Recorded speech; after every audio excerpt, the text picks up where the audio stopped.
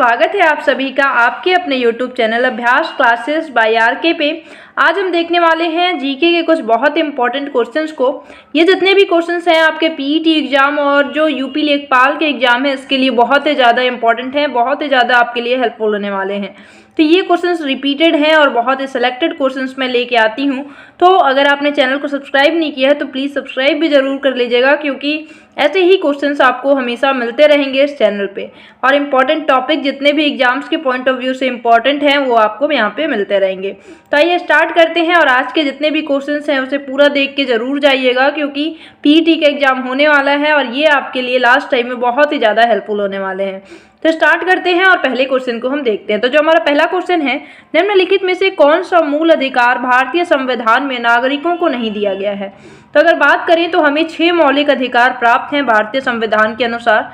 इसमें से कौन सा मौलिक अधिकार है जो कि हमें नहीं प्राप्त है, मतलब भारतीय नागरिकों को नहीं प्राप्त है? तो इसका ऑप्शन नंबर सी करेक्ट हो जाएगा। जो सूचना का अधिकार है ये भारतीय नागरिकों को प्राप्त नहीं है। अगला क्वेश्चन क्या है, किसी राजनीतिक दल को राष्ट्रीय दल के रूप में मान्यता दी जाती है? तो कोई राजनीतिक दल है उसे राष्ट्रीय दल के रूप में मान्यता कब दी जाएगी? अगर यदि उसे 4 या अधिक राज्यों में राजनीतिक दल के रूप में मान्यता दे दी जाती है तो उसे राष्ट्रीय दल के रूप में मान्यता भी दी जाती है। ध्यान रखना है, कोई भी राजनीतिक दल हो उसे अगर 4 या उससे अधिक राजनीतिक दल के रूप में मान्यता दे देते हैं तो उसे राष्ट्रीय दल की मान्यता भी प्राप्त होती है। तो ध्यान रखना है, ऑप्शन नंबर सी इसका करेक्ट हो जाएगा। अगला क्वेश्चन क्या है हमारा, उत्तर प्रदेश राज्य की पारंपरिक अर्ध ऐतिहासिक कहानियों एवं गाथा गीत का नृत्य नाटक है। तो इसमें से कौन है जो कि अर्ध ऐतिहासिक कहानियों एवं गाथा गीत का एक नृत्य नाटक है जो कि उत्तर प्रदेश राज्य में फेमस है? इसका राइट आंसर हो जाएगा स्वांग। इसका राइट आंसर क्या हो जाएगा? स्वांग। चूंकि जो पीईटी के एग्जाम है या यूपी लेखपाल है इससे उत्तर प्रदेश से रिलेटेड क्वेश्चन बहुत पूछे जाते हैं, तो इसलिए हमें इस क्वेश्चन को बहुत ही ध्यान रखना है। तो इसमें कुछ और भी हम बातें करें, जैसे कि अगर उत्तर प्रदेश के लोक नृत्य की बात करें तो ये कहा इसमें उत्तर प्रदेश में कौन कौन से लोक नृत्य फेमस हैं इसे ध्यान रखना है। रासलीला, इसे आप कहीं नोट कर लें और याद जरूर करें क्योंकि इससे क्वेश्चन बहुत पूछे जाते हैं। तो रासलीला हो गया, रामलीला, ख्याल, नौटंकी, नकाल, स्वांग, दादरा और चरकुला जो नृत्य हैं ये सभी उत्तर प्रदेश के प्रमुख लोक नृत्य हैं और इनसे क्वेश्चन पूछे जाते हैं। तो ध्यान रखना है, एक बार और मैं रिपीट करती हूँ, रासलीला, रामलीला, ख्याल, नौटंकी, नकाल, स्वांग, दादरा और चरकुला जो नृत्य है ये बहुत ही फेमस नृत्य हैं। कहाँ के लिए? उत्तर प्रदेश के लिए। और चरकुला जो है इससे क्वेश्चन बहुत बना है, ध्यान रखिएगा, चरकुला कहाँ का है? तो उत्तर प्रदेश का है। अब यहाँ पे हमारा जो क्वेश्चन था इसमें जो स्वांग है ये इसका राइट आंसर हो जाएगा। और स्वांग से रिलेटेड जो पर्सन है जो कि बहुत फेमस है उनको ध्यान रखना है, पूरननाथ जोगी। पूरननाथ जोगी जो हैं स्वांग से रिलेटेड हैं। गोपीनाथ और वीर हकीकत राय ये सभी लोग स्वांग से संबंधित हैं और फेमस व्यक्ति हैं स्वांग के लिए। अगले क्वेश्चन को हम देखते हैं। अगला क्वेश्चन क्या है हमारा, हरदौला कथा विशेष रूप से डैश के लोक गीत हैं जो कि उत्तर प्रदेश एवं मध्य प्रदेश में फैले हुए हैं? तो जो हरदौला कथा है ये बुंदेलखंड जो है यहाँ से संबंधित है। बुंदेलखंड में ये पुरानी परंपराओं को एक दर्शाने वाली कथा है। इसमें ऐसा है कि कोई भी अगर बुंदेलखंड में शादी ब्याह हो रही है या फिर यज्ञ का भंडारा हो रहा है तो एक ओरछा के राजा हरदौल थे जिनको लोग आमंत्रित करते हैं और यही परंपरा है, बुंदेलखंड की है ये। तो इसे ध्यान रखना है, इसका राइट आंसर क्या हो जाएगा? बुंदेलखंड हो जाएगा। अगला हमारा डैश उत्तर प्रदेश एवं बिहार का बारिश के मौसम का एक लोकप्रिय मनोरंजन है। इसका राइट आंसर क्या हो जाएगा? स्वांग हो जाएगा। स्वांग जो है उत्तर प्रदेश एवं बिहार का बारिश के मौसम का एक लोकप्रिय मनोरंजन है। तो इसका राइट आंसर क्या हो जाएगा? ऑप्शन नंबर सी हो जाएगा।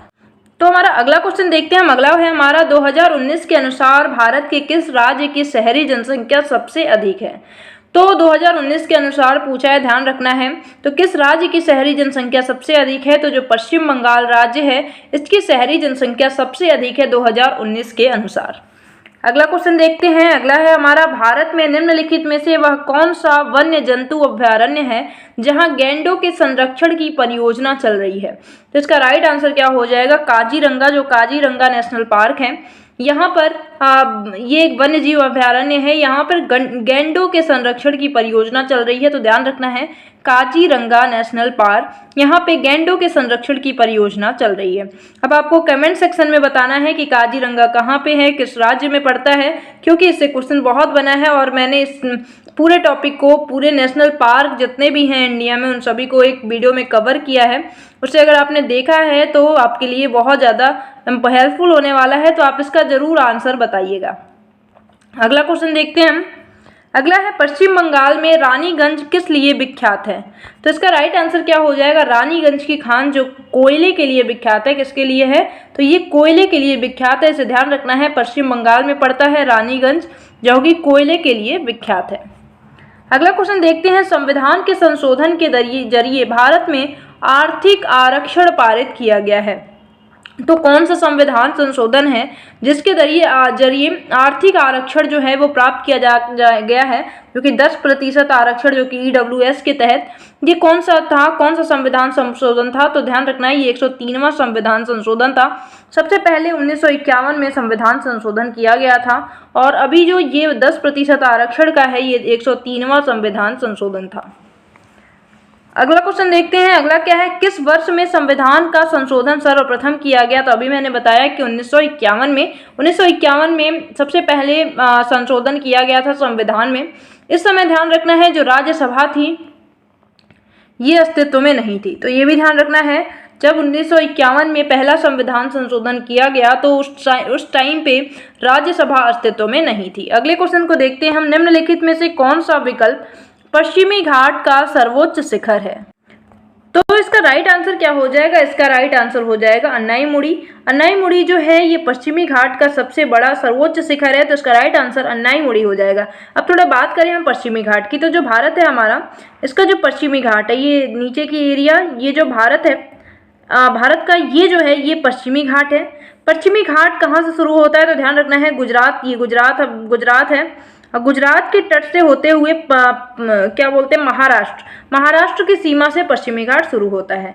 तो गुजरात और महाराष्ट्र की सीमा से पश्चिमी घाट शुरू होता है। फिर उसके बाद महाराष्ट्र, गोवा, फिर कर्नाटका, तमिलनाडु और केरल से गुजरकर यहाँ पे जो कन्याकुमारी है, यहाँ आकर के पश्चिमी घाट खत्म हो जाता है। तो ध्यान रखना है, पश्चिमी घाट की सबसे ऊंची जो पर्वत शिखर है वो कौन सी है? अन्नाईमुड़ी है, जिसकी ऊंचाई कितनी है? तो 2700 मीटर है, ये भी ध्यान रखना है, 2700 मीटर। अगला है हमारा, लाइफ जैकेट का सिद्धांत क्या है? लाइफ जैकेट का सिद्धांत ये कहता है कि यह व्यक्ति को उतराता, मतलब कि ऊपर तैरते हुए रखने के लिए उसके आयतन में क्या करता है? वृद्धि कर देता है, ऐसा लाइफ जैकेट का सिद्धांत कहता है। अगला क्वेश्चन देखते हैं, एक फ्यूज तार में मुख्य रूप से क्या होना चाहिए? मतलब एक फ्यूज तार है, उसे कैसा होना चाहिए? तो ध्यान रखना है, इसका राइट आंसर क्या हो जाएगा? इसका राइट आंसर हो जाएगा उच्च गलनांक और अल्प प्रतिरोध। तो एक फ्यूज तार के मुख्य रूप से उच्च गलनांक और अल्प प्रतिरोध का होना जरूरी है। ध्यान रखना है, ऑप्शन नंबर ए इसका करेक्ट हो जाएगा। अगला क्वेश्चन है, गाय के दूध का रंग थोड़ा पीलापन किसकी उपस्थिति के कारण होता है? तो गाय का जो दूध है उसमें जो हल्का जो पीलापन होता है वो किसकी उपस्थिति के कारण होता है? तो ध्यान रखना है, कैरोटीन की उपस्थिति के कारण गाय का दूध जो होता है हल्का सा पीला होता है। अब आपको बताना है कि कैरोटीन किस विटामिन के लिए जरूरी है, कैरोटीन किस में पाया जाता है, इसका मुख्य स्रोत क्या है, क्योंकि इस पर मैंने एक सेपरेट वीडियो बनाई है, तो उसे आप जाके एक बार जरूर चेक करिएगा और इसका आंसर आप कमेंट सेक्शन में जरूर बताइएगा। आइए अगले क्वेश्चन को देखते हैं, पर्यावरण में पौधा घर प्रभाव किसकी वृद्धि के कारण होता है? अब यहाँ आप शुद्ध हिंदी देख के परेशान नहीं होइएगा, क्योंकि पौधा घर प्रभाव वही है green house effect. Green house प्रभाव जो है उसे ही पौधा घर लिखा गया है यहाँ पे। तो ग्रीन हाउस प्रभाव जो है ये पर्यावरण में अगर हो रहा हो तो किसकी वृद्धि के कारण होता है? तो ध्यान रखना है, कार्बन डाइऑक्साइड जो CO2 गैस है, अगर इसकी वृद्धि पर्यावरण में होने लगती है तो ग्रीन हाउस इफेक्ट बढ़ता है। मतलब कार्बन डाइऑक्साइड जो है ये सूर्य की किरणों को आने तो देता है, इसे एब्जॉर्ब करता है, लेकिन इसे फिर उत्सर्जित नहीं करता, बाहर नहीं भेजता, जिससे जो धरती है वो गर्म होने लगती है और गर्म होने की वजह से मतलब जो धरती है उसका तापमान क्या होता है? बढ़ने लगता है, और इसी को ग्लोबल वार्मिंग के नाम से जानते हैं और इस प्रभाव को क्या कहते हैं? ग्रीन हाउस प्रभाव कहते हैं। तो ये ध्यान रखना है। तो कार्बन डाइऑक्साइड जो गैस है इसकी वजह से पर्यावरण में ग्रीन हाउस इफेक्ट देखने को मिल रहा है। अगला क्वेश्चन क्या है हमारा? अगला है, निम्नलिखित में से कौन सा विकल्प लघुत्तर हिमालय में पर्वत की सबसे लंबी पर्वतमाला है? तो इसका राइट आंसर क्या हो जाएगा? इसका राइट आंसर हो जाएगा option number C, Pir Panjal पर्वतमाला। तो इसका राइट आंसर पीर पंजाल पर्वतमाला। अब थोड़ा सा हम इस हिमालय को देख लेते हैं। हिमालय का विभाजन जो है ये 4 भागों में किया गया है। सबसे पहले जो है ट्रांस हिमालय है, जिसमें 4 पर्वत श्रेणियां काराकोरम, लद्दाख, चास्कर, कैलाश भी यहीं आता है, तो ये सब पढ़ते हैं। उसके बाद आता है हमारा बृहत हिमालय, जो कि यहाँ से लेकर के ये पूरा बृहत हिमालय का क्षेत्र है। तो बृहत हिमालय के बाद आता है हमारा लघु हिमालय, और लघु हिमालय के बाद सबसे लास्ट में आता है हमारा शिवालिक हिमालय। तो ये कुछ मोटा मोटा विभाजन है, इसे आप ध्यान रखिएगा। अगले क्वेश्चन को देखते हैं हम। अपना अगला क्वेश्चन क्या है? निम्नलिखित युग्मों में से कौन सा सुमेलित नहीं है? तो जो हमारा इसमें ऑप्शन दिया गया है, ऑप्शन नंबर बी, ये बिल्कुल इस क्वेश्चन के लिए करेक्ट है। क्यों? क्योंकि जो पुलित्जर पुरस्कार है ये धर्म में प्रगति के लिए नहीं दिया जाता, ये ध्यान रखना है। इसमें से कौन सुमेलित नहीं है ये पूछ रहा है, तो पुलित्जर पुरस्कार धर्म में प्रगति के लिए नहीं दिया जाता। तो फिर ये किस क्षेत्र में दिया जाता है? तो ध्यान रखना है, पुलित्जर पुरस्कार जो है ये पत्रकारिता या संगीत में प्रगति के लिए दिया जाता है। तो अगर पत्रकारिता या संगीत में प्रगति हो रही है तो उसे पुलित्जर पुरस्कार से सम्मानित किया जाता है। तो ध्यान रखना है, इसका ऑप्शन नंबर बी क्या है, करेक्ट है। नेक्स्ट है हमारा नेक्स्ट क्या है? मैग्सेसे पुरस्कार से सम्मानित होने वाले प्रथम भारतीय कौन थे? तो इसका राइट आंसर हो जाएगा आचार्य विनोबा भावे। आचार्य विनोबा भावे जो थे ये पहले भारतीय थे जो कि मैग्सेसे पुरस्कार से सम्मानित हुए थे। इसका राइट आंसर क्या हो जाएगा? आचार्य विनोबा भावे। अगला क्वेश्चन हम अपना देखते हैं। अगला है, प्राचीन विशाल एकीकृत महाद्वीप पंजिया का दक्षिणी भाग है जिसके उत्तरी भाग में अंगारा भूमि स्थित है।